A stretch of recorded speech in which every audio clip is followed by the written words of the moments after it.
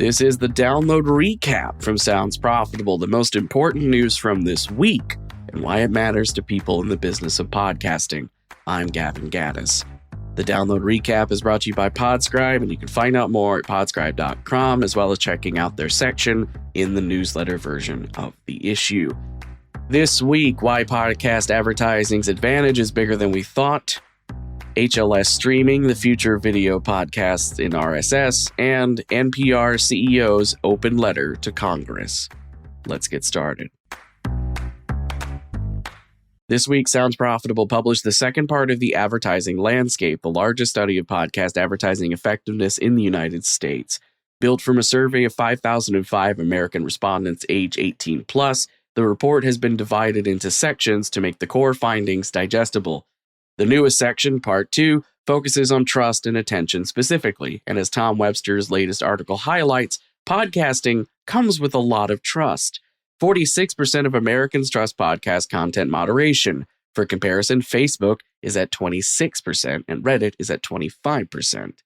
51% believe podcast content is factual and accurate, while 48% believe podcast advertising claims are true. A quote from Tom Webster, quote, "To put this into perspective, social media platforms average in the 30s for advertising claim believability. That's not just a small difference, that's a fundamentally different relationship between audience and content." Across virtually every trust metric we measured, social media platforms consistently ranked at the bottom. Discord, Facebook, Reddit, and Threads all scored between 19 and 25% on advertising message trust.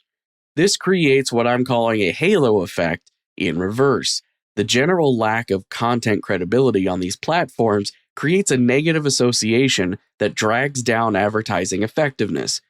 People don't just not trust the ads, they don't trust the environment in which the ads appear. End quote. Webster goes on to look at the high trust in podcast and podcast advertising found in multicultural audiences. Black respondents ranked 51% trust in podcast advertising voices. Hispanic/Latino audiences scored 49%, and Asian audiences ranked podcast ad trust at 46%. Once again, for comparison's sake, Hispanic and Latino audiences rated podcast advertising 19 points higher in authenticity than social media. As Webster says in the conclusion of this section, that's not just a preference, that's a revelation. To find out more about this new chapter of the advertising landscape, in addition to downloading it yourself, Digiday's Alexander Lee got an early look at the report, and I linked to that as well in today's story. And by the way, at the webpage for the download for the report, you can also watch Tom Webster's webinar where he debuted the report and went over key findings. The Podcast Standards Project has a new proposal of bringing HLS streaming to the podcast mainstream. HLS, which stands for HTTP live streaming, originally developed by Apple, is a streaming protocol that uses adaptive bitrate to allow users to stream video without downloading an entire file, all while automatically adjusting quality based on internet connection speed to ensure steady playback.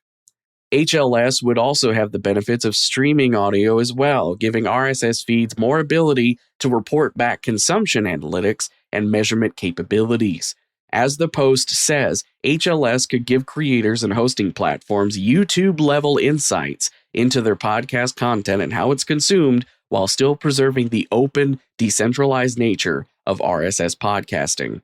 A quote from Justin Jackson's conclusion to the article, quote, "If we don't nail this, we'll be essentially telling podcasters that their only real options for podcast video are YouTube and Spotify." Here, Jackson hits the nail on the head. There is a time limit, and podcasting is on the clock. Without several big voices advocating for change, regardless of how difficult it might be to convince walled gardens to buy into that change, if podcasting waits too long, we as an industry will have no chance of maintaining, let alone growing, the core distribution method that made podcasting viable in the first place. A neighbor with no muffler seems to agree with me vehemently.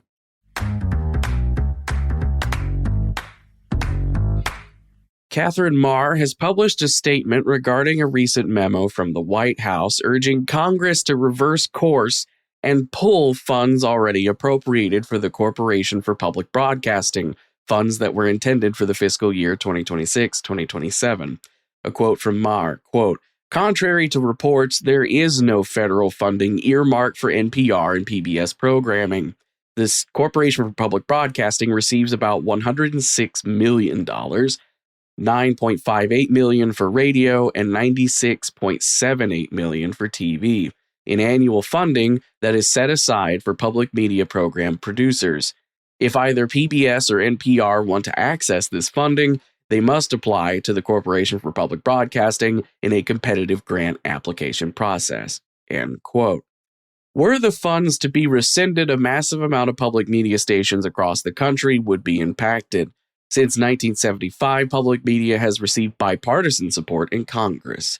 Marr says this move to quote-unquote save money while withdrawing already committed funds is the biggest threat to public media in United States history, with a stunt that would have negligible impact on the national deficit or give any money back to taxpayers, all while simultaneously negatively impacting those taxpayers by deleting access to local news, national reporting, the arts, and emergency alert services.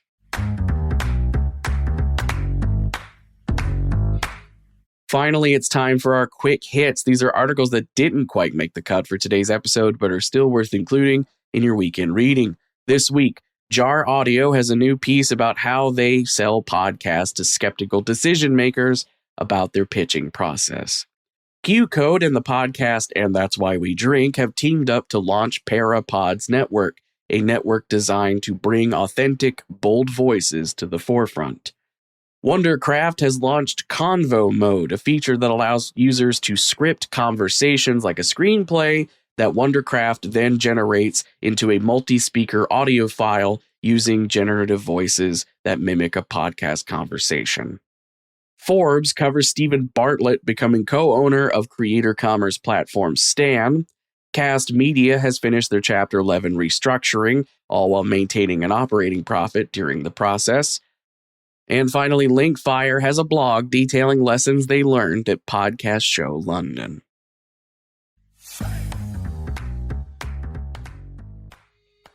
That was the download recap brought to you by Sounds Profitable. I know I go through today's stories fast, so be sure to check out the links to every article mentioned right in your podcast listening app or at the download section of soundsprofitable.com.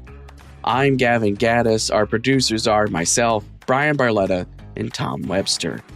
And as usual, I'd like to end today with a special thanks to you for sticking with me as I brought you all the top stories you might have missed this past week.